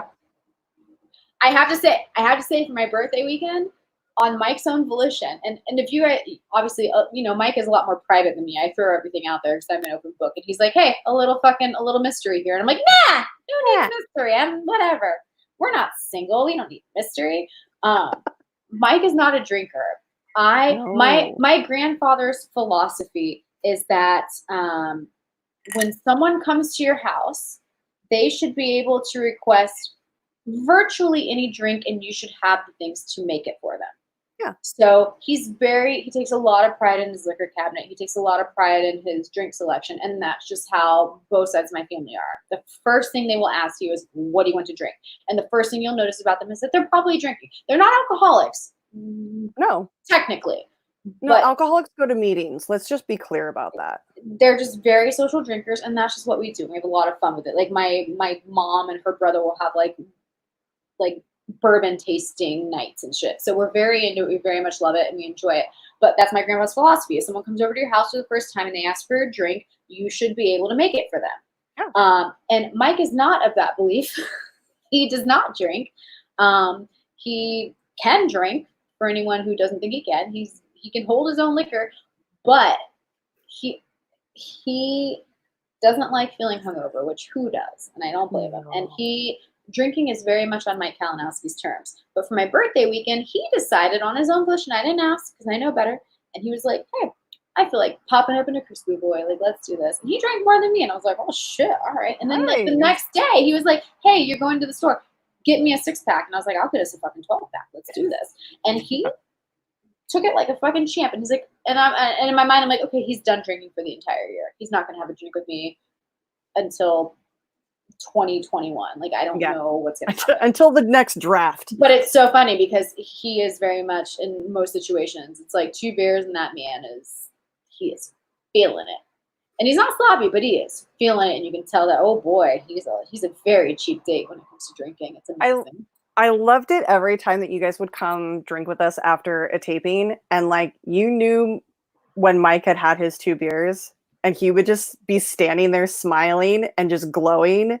I love happy drunk Mike. It makes me so like, I would see him like on the patio and just be like, oh, Mike's having a good night. And I have to say, in his defense, you know how there are some people where you're like, you're better with alcohol. You should probably have some.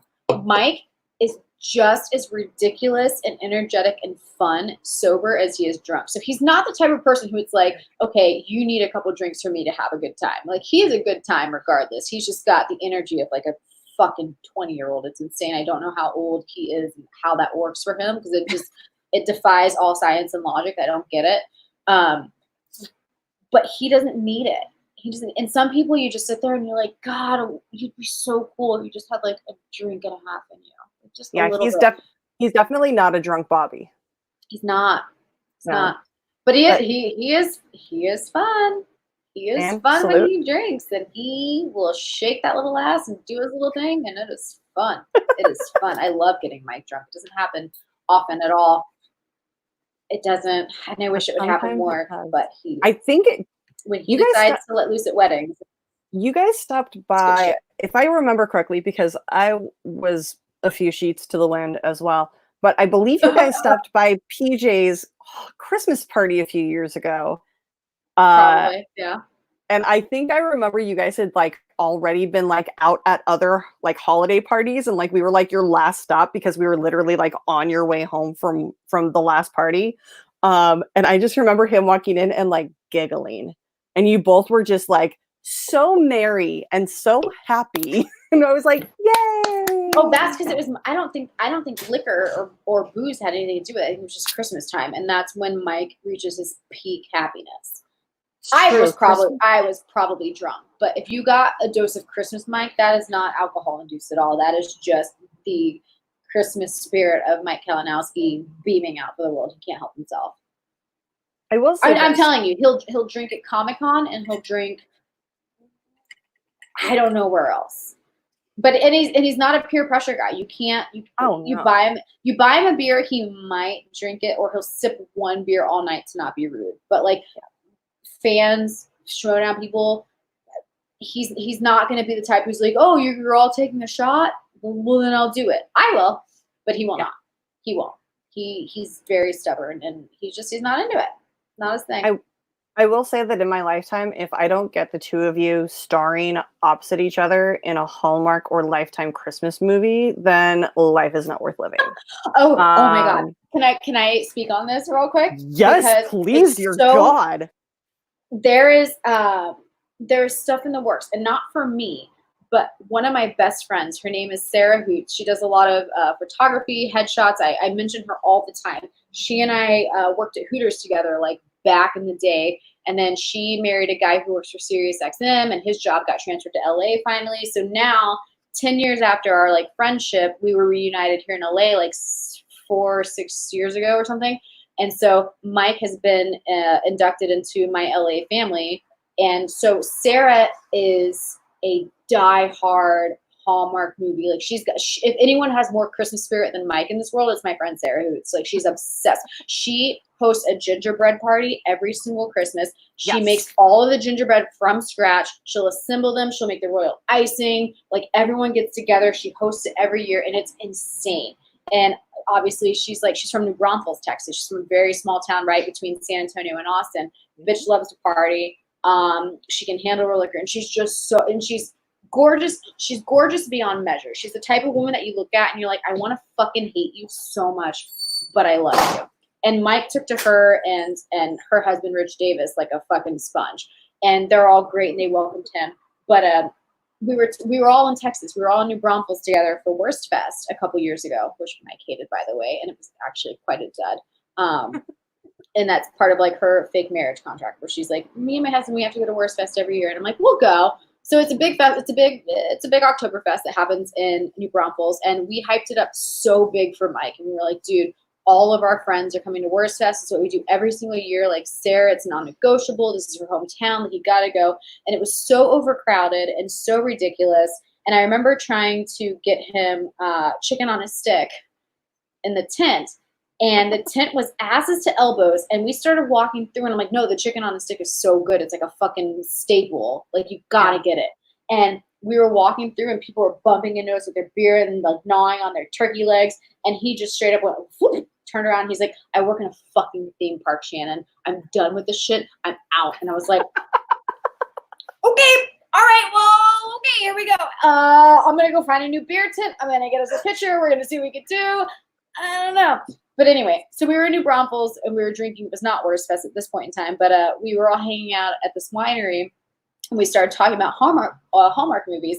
And I don't know if anyone would debate me on this, but Mike has a fucking Hallmark movie Christmas face. Like, he belongs in a Hallmark Christmas movie. 100%.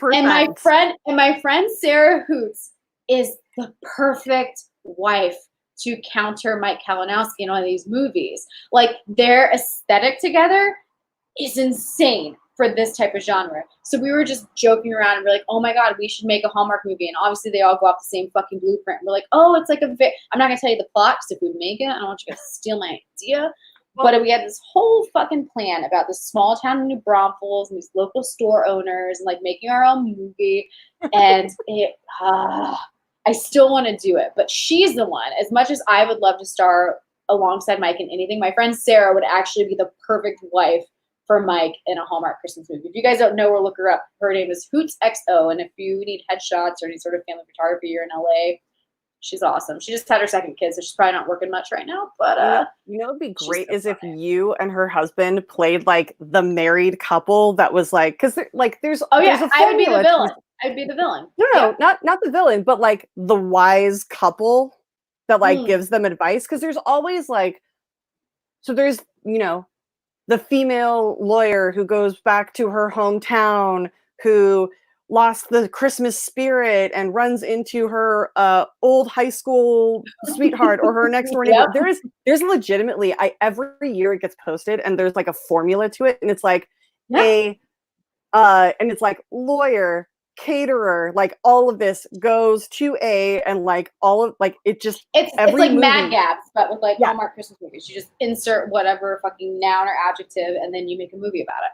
Yeah. And it's like every time I watch a movie, I'm like, okay, so it's this, and this. Okay, yeah, it abides by the formula. But like, you guys would be like if Sarah was like the out of town, or she gets stranded or whatever, like you're the couple that Mike's been friends with for years, who is like, I just wish he'd meet a nice girl and settle down. Like, I think that'd be hilarious if like you and her husband played that couple for him, and then she plays the girl who comes in and like falls in love and gets married. We totally could, and we've had this conversation, which just makes it so funny for me. I know you guys in the chat don't understand what's going on, but it's so perfect. It's stupid. Like, I'm like, how have we not made this happen? Shut up, Daniel. Have you really? Oh my God. Have you met Dan Nye in person? No, I have not. He is I don't think so. Disarmingly attractive. Like, you look at him, like, not a lot of guys can rock me, but I met him and I literally went, like, my breath caught in my throat, and I was like, oh my, like, that's an attractive fella. How dare you? How dare you, Dan Nye? Be uglier for the rest of us, please. And he's like the nicest guy. We actually met in the bar next door before Mark Ellis's. What? No, you really are. Stop being humble. But we met in the bar next door to where Mark Ellis, was it Mark Ellis or was it Top 10? Were doing their show. And like, we just kind of met at the bar and I was like, oh wait, you're Dan Nye. And he's like, yeah, you're Rachel Silvestrini. And we were like, I was like, oh yeah, we're friends. It's cool. Okay, and then Ben Bateman showed up and we all hung out and we're drinking and I will not be hushed. Somebody else said something that was hilarious earlier. Where was it? Oh. Mike, do you want a third drink? Let me stop you right there. I do kind of miss that phrase. I do too. Just a little bit. Maybe he'll bring it back in the Inner Geekdom tournament. I mean, could be. Because he's in it! Y'all thought, you dummies. Yeah, it's funny how his interest in Inner Geekdom got re-sparked when there was a tournament on the line. It's so amazing. It's so amazing to me that fucking Snyder has talked so much shit recently about Inner Geekdom, and literally the only thing to get people's blood pumping over the last 48 hours has been Inner fucking Geekdom. Well, it's one of the only things that we have to look forward to at this point. So well, you have Star Wars to look forward to. I would imagine we're going to do a lot more streaming before we can get back in studio because let's face it, we're not going to let this thing die. And by the way, for everyone out there fucking complaining, and this is coming from someone who has never used Twitch. I don't use it. I am not a streamer. I'm not familiar with all the platforms. I do this when people ask me to do it. It's not my thing. I don't have a channel. I don't have any bullshit. But like, from what I understand, you can just log on to Twitch and like watch it. Like you don't have to subscribe. You don't have to pay. You don't have to do anything. And I'm like, the audacity that people have to bitch about how their content is, and I understand their Patreon. I understand that their money's tight. People are paying money and they're being selective about what they want.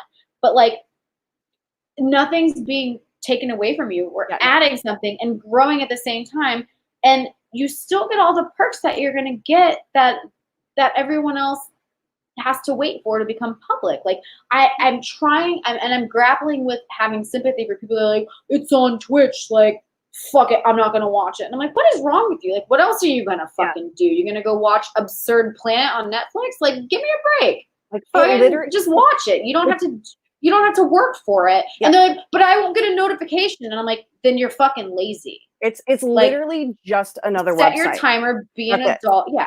Be an adult, get on there and fucking watch it because it's going to be awesome. And then people are going to be talking about it and then you're going to get your fucking quarantine FOMO and you're going to be like, but I didn't see it because it was on Twitch. Well, guess what? It's free. You don't have to subscribe to it. Just get on there and watch it. Like what's wrong with it? On the subscription part, if you have Amazon Prime, you have one free subscription to Twitch. So you can go on Twitch and use that free subscription. And I don't know what the perks are, honestly. Like, I'm so old woman at this point. Like, I should be on Twitch because I want to play music and not have my videos get shut down. So trying to figure that one out. If anyone wants to help me out, DM me. But it's outrageous that people are, a little complaining about it. But like, yes, and it helps Christian with Skybound. Yes. Yeah. And I get, I'm not trying to be so black and white, and I understand to a certain extent where they're coming from, but people think of the alternative. We could have shut down and not done anything. Yeah. Because of Streamlabs. And we're trying, and I know Christian, whether you guys think his mind is boggled or he's the best thing ever, like he's trying to bring you guys content during this time. He's trying to keep the show going in some form and fashion. And you got to think of all these competitors. Like, no one's doing this for the money. No one's doing it because they're going to get famous off of it. They're doing it because they fucking A, work in the industry, or B, because they love it and they're bored out of their minds and there's nothing going on and everyone's unemployed. So to get the shit going on any sort of platform, why in the fuck would you complain about it? Take it. I can understand if they're saying, hey, Patreon, we're giving you your money back, or we're not, and nothing's happening. And by the way, here's a new platform, which is called Twitch, which you got to get on and do this to see anything. It's in addition to everything else that you're getting. Yeah. And that's not me from my personal perspective, and I'm open to hearing your side of it, but I can't understand it. In my mind, I'm like, shut the fuck up and accept the fact that you're getting any content right now, because you could be left high and dry. Because let's face it, we're not making money, we're not doing anything, and all these people are not getting paid right now. So it's a win-win for everyone. Just hop over to the stream and fucking watch it. Just, I mean, I think that a lot of people have that like fear of like, oh, something's changing. It's probably going to cost me money. Like anytime I tell my mom I'm going to like change something for her, she's like, how much is it going to cost me? I'm like, nothing. Calm down. I'm just going to change the web address. And she's like, just fine. Just make it like, easy for me. So I'm going to make it easy for you guys. Go on Twitch, find the Schmodown, add the address to a bookmark, and then just go there when it makes when we make announcements. It'll be all over Twitter. We'll announce everything over Twitter. Everything will be all over Facebook.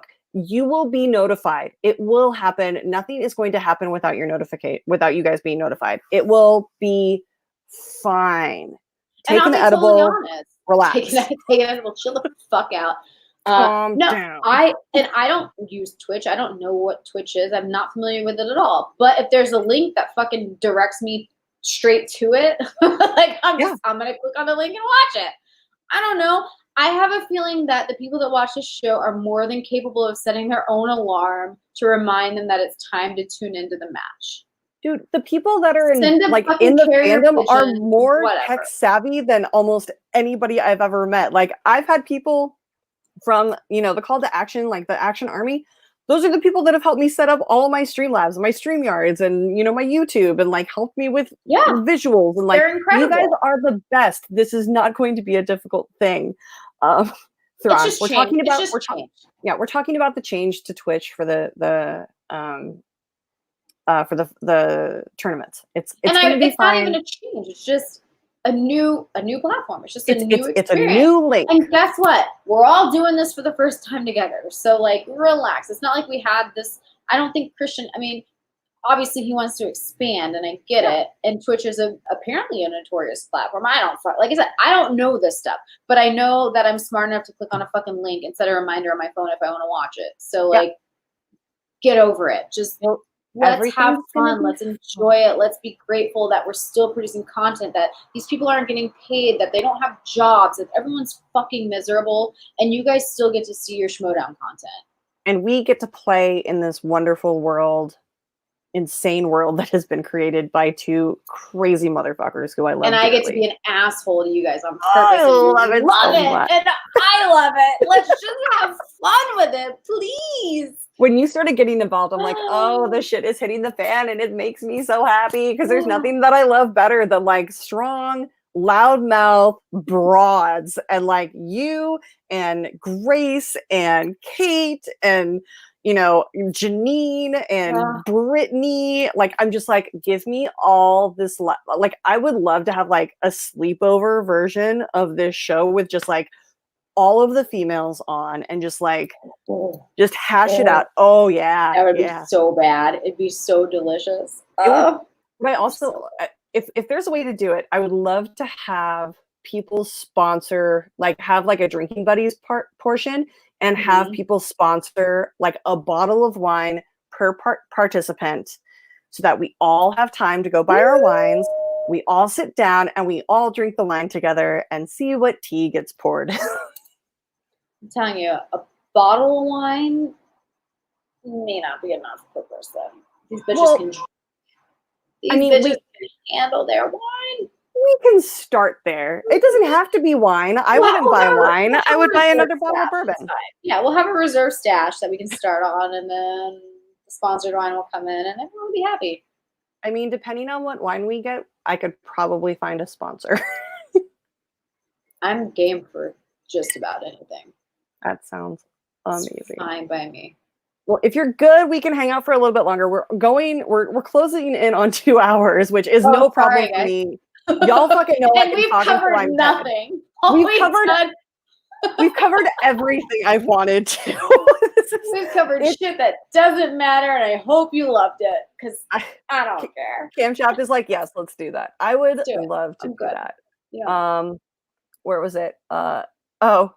So Joey, love you, miss you. When you drafted Dewberry, I remember Mike was looking around. Me and him locked eyes, and I gave him this "don't you fucking dare" look. Now, that draft was very iconic because you almost drafted me. I did almost draft you. You were on my radar, and I wanted to draft you, and I had a plan to draft you, and then improvisation took over, and an opportunity presented itself that I just could not resist. I will say this. I don't think that Mike and Chance would have liked the two of us together, because we would be the only thing talked about in Korruption. It would be nasty. It would be brutal. We would make every single person cry. And I'm learning that's not what you're supposed to do. No, that's absolutely what you're supposed to do. If I don't have people crying and cursing my name and calling me a cunt by the end of the season, then I did not do my job. Oh, beautiful. And that's why I love you. Do my job. That is why I love you so. I just want fun and I want to do my job. What are we saying, Cam Chapter? Rachel and Clark are hooked up in the wine world. Well, Rachel and I have a very good relationship, so we will be. I mean, Rachel and Clark would, of course, be included in this. Like, they are two of my favorite people involved in this incredible world. And Tanya, you covered Grind. Do you have any idea how happy that makes me? Of course, yes. Grind is an early 2000s baby. Just, it's so close to my heart. I love that movie. I love that movie. Like, you should. I will literally like Clorox wipe my copy and like drop it at your front porch so you can watch it. Okay. It is so good. I mean, I have nothing to do tomorrow, so I'll just drop it by tomorrow. That's fine. Do it. Great. Do it. Mike, here. Yeah. I'll wave. I'll pet the dog. Yeah, exactly. What's the Olympic sport? What's it fucking called? Oh my god. How did I forget this? The Canadians do it, guys. What are we thinking of? It's with the stones and you. Oh my god, you it's right there. What is going on? Too many. Come on, somebody. If Andy was watching curling, yes. Yeah, it would literally just be like, or like the small discus throw. If you could just come up my driveway and up my little walkway and just curl that CD to my front door, it'd be great. Great. That would be so I'll record wonderful. it and I will post it online for everyone to see. Of course not. Why would you do that? Yeah.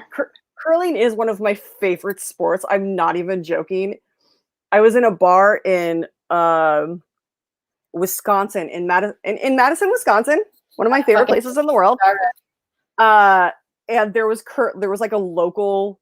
It was all the station almost reminded me of ESPN Ocho from Dodgeball, in that they were just showing like random sporting events that happen locally, and they like were covering a local curling event, and people in this bar were riveted. Like, we got so into it. There was like 7 of us from the show, and we're all buying beers for each other, and like we are making bets and like throwing glasses at walls. Like, it got intense, and it was over curling. So fucking weird and stupid. I love it. Dude, my life is just so full of shit like that. Like, oh my god.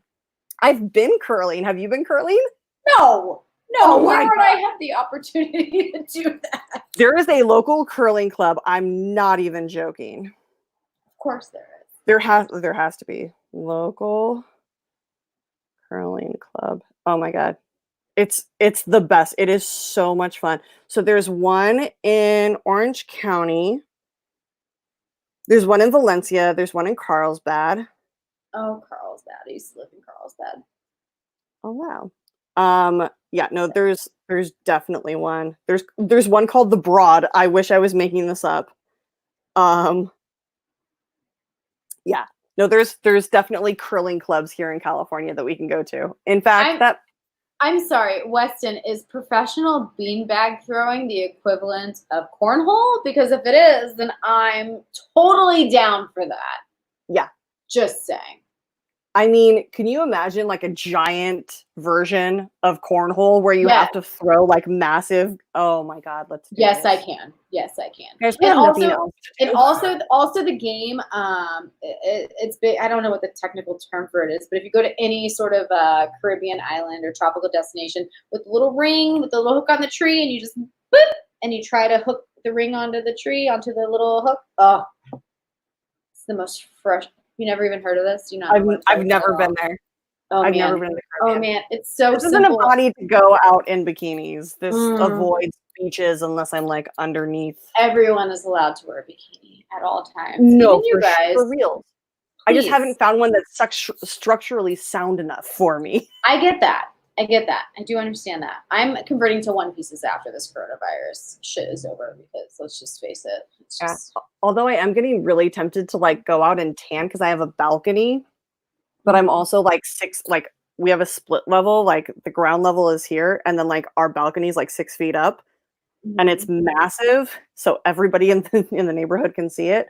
But there's just like 6 feet of sunlight that comes on our balcony at like from like 4 to 5, and I'm like this close to seeing like give me vitamin D.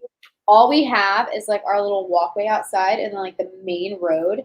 And obviously, like Mike sits out there. He's more tan than me right now. He's got like this golden bronze god thing going on. I'm like, I fucking hate you. But he just sits out there for a couple hours a day. And I'm like, I can't sit out there in a bikini because I'm on the main drag on a massive street where everyone's just walking and driving by. And he's like, you could. And I'm like, no, I don't. Do I want to do that? No, I don't want to do that. No. But I need some fucking sun, man. I need some vitamin D. Very jealous. I would take advantage of your balcony from that very small sliver of time every single day if I could. I mean, you can come over. Like, I'm very close to I'm very close to building like a ladder that you can access our balcony from the street. So you don't even have to 6 feet. You just park. Like if you've watched that drive-by Schmodown video, I did watch that. There's like a 7-foot drop. That if we put one of those like fire escape ladders out, people can come into our place without having to come into our apartment. Yeah. So like, it's very accessible.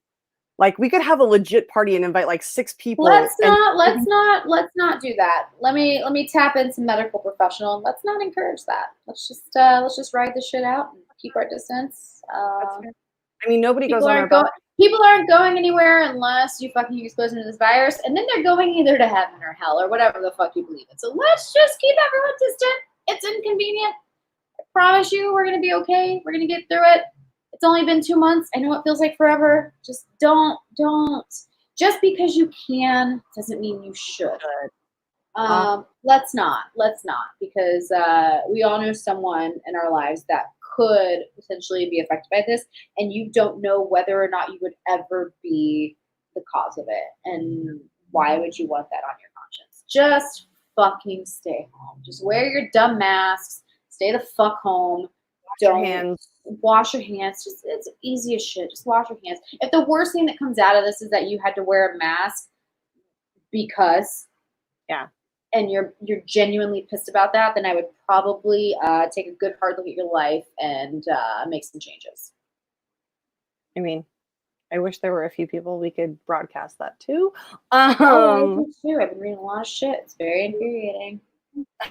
Calm down, Karen. I agree, though. I do like ladders. Ladders are kind of fun. They're great. I get it. I do love that. Get it. Camshaft, best PSA ever. Just fucking stay at home.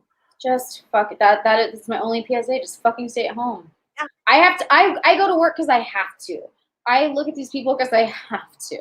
It's not because I'm so and no one's protesting because they want to go back to work. They're protesting because they want everyone else to go back to work so they can get their fucking hair done. And God help me, I'm not coming down with this illness because you needed a fucking manicure. Yeah. My nails aren't done. You'll deal with it. Who the fuck are you trying to impress right now anyway? Get over yourselves, people. I'm sorry. I can't deal with that shit. It makes me so mad.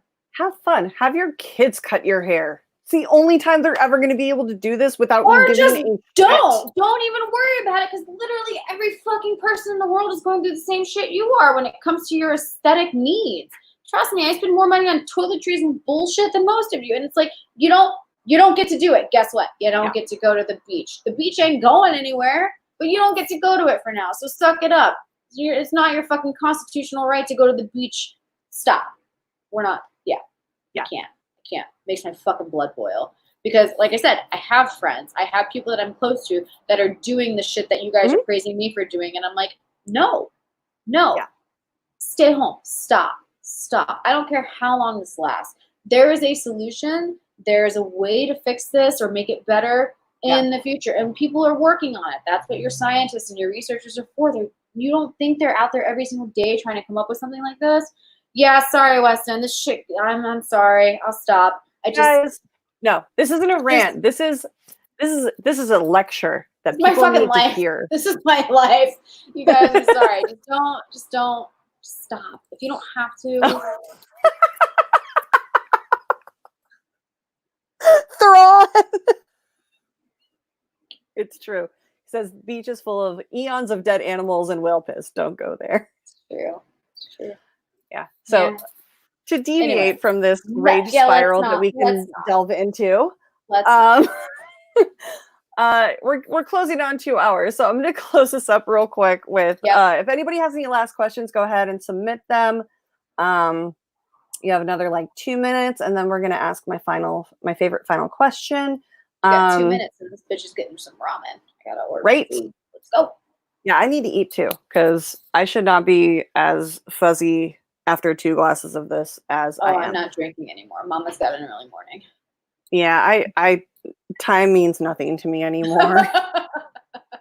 Like when my alarm goes off, I'm like, oh, I have shit to do. Oh, that's so nice. Oh, you have no idea how many days I've woken up and been like, I don't ever wish to be unemployed, but in this particular moment, I would love to not have to get up and go to work. I would love to not set my alarm for 4:45 in the morning. It'd be great. If I could physically pass for you, like mask and like hair back and bonnet it up, like I would go in, but there's like a 9-inch difference in our height.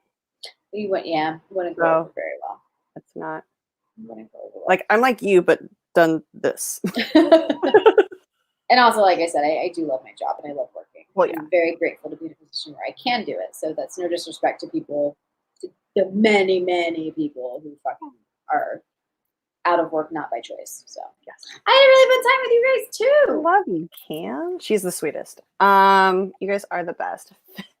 Fish in it. Oh. Yes, that's the ocean. It's supposed to clean itself, but we've killed the barrier reef, which is awful. Way to go, humans. All right, so I don't think anybody Streamlabbed anything, and no one's asking anything. So my final question that I end every segment with is, as I've said before, Almost Famous is my favorite movie, one of my favorite movies of all time. And the end question that William asks is, do you have to be happy to write a love song? Do you have to be sad to write a sad song? What is your favorite thing about music? Ooh. Yeah, we got deep there. Sorry. Oh, shit. I was just ranting, and now I gotta actually think. Just pushed you into the deep end. Oh man, what is my favorite thing about music? Mm-hmm. I have like 5 answers jumbling into one right now. I think my favorite thing about music is that it's universal. It transcends all language, all culture, all backgrounds. It encompasses quite literally everything about life, and it's so versatile that you can make it as meaningful or as nonsensical as you want, and it can reach a broad audience, and it's just universal language to me. That's my It's perfect. I mean, that's what it means to you, and it means that too. That's one of my favorite things about music, is that it is one of those things that you can turn on. Somebody played me Iraq metal one time, and I was like, I have no idea what they're screaming at me about, but I love this. It's amazing. It's so great. Yeah. Jesus. She gets it. That's why we party in the fart tower. Yes, we party in the fart tower. All right, so we're going to close up this. Thank you so much for being my guest, Shannon. This was the most fun I've had on this show. Next week, juggling a few, but I do have some amazing people lined up that are solidified that will be announced by Sunday. Nice. I should have my next week locked in. But again, thank you so much. You guys are the best. Sure. Don't forget to like, subscribe, and do all that fun stuff. Shannon, where can people find you and what do you want to pimp out? You guys, I'm not that interesting outside of this shit. I am on Instagram. I'm on Twitter at @ohmybarney. I just kind of post whatever the fuck strikes my fancy. Please subscribe to Rachel. I know she's trying to get all of her monetization and shit up to speed. So click the subscribe button, like this video, do whatever you can to support all of your Schmodown favorites. I'm just here to fuck shit up and have a good time. So follow me or not, the choice is yours. I love you all regardless. You are the definition of chaotic neutral, and I love you. All right, guys, we are off for the rest of the night. Thank you. I will see you next week at 6:30. Love you. Night, Bye, guys. Love you. And it's